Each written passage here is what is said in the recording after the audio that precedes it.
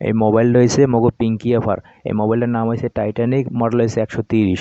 তো এই মোবাইলটার প্রবলেম হয়েছে যখনই এই পিঙ্কি এফার বয়ফ্রেন্ডে কল দেয় তখনই পিঙ্কি এফার কলটা ধরতে পারে না। তার মানে হয়েছে ওই যে ওই কলের বাটনটা কাজ করে না। আর এই ধরনের ছোটো ফোনের সব কিছু এই সিপিউর মধ্যে। তো সর্বপ্রথম আমি নাটগুলা খুললে ওই সিপিউটায় এই রজনার এই পেজ দিয়ে হিট দিমু, যদি হেপার না হয় হলে আইসি খুললে রিভল করবো। একটা ভিডিও আমি দিছি না, ওই যে কি বলে আইসি লাগাইছে ঢোকে করছি, তো ওই রকমের করতে হইবে। তো দেখি অল্পের মধ্যে হয় কিনা। আর আমিও গাইড করতেছি যে আপনারাও যাতে শিখতে পারেন যে কি বলে অল্পের মধ্যে হয়, মানে অত পরিশ্রম না কইরা কি বলে অল্পের মধ্যে কামটা গুছান যায়।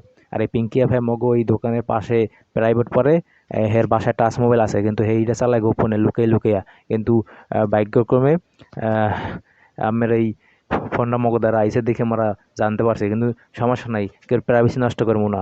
যতটুকু জানছি এতটুকুই থাকবে। দামা চাপা দিয়ে দেবো মাটির তলে। আহ, এই পর্যন্তই। তো দেখতে পারেন কি বলে আইসিতে আমি হিট দিতে আসি। মেয়ে তো আমরা একটা কথা গুছিয়ে বলতে পারি না, কথার মধ্যে ভুল টুটি হলে খামার ডিসিতে নিয়েন।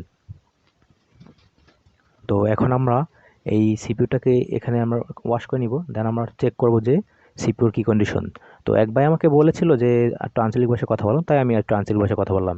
দেন আমি কিপ্যাড পেপারটা ফিটিং করে কেসিংয়ের ভিতরে মাদারবোর্ডটাকে ফিটিং করে আমি এখন ব্যাটারিটা কানেক্ট করে ফোনটা পাওয়ার প্রেস করে, এই যে দেখেন আমাদের কাঙ্ক্ষিত ফোনটা মরে না, যাতে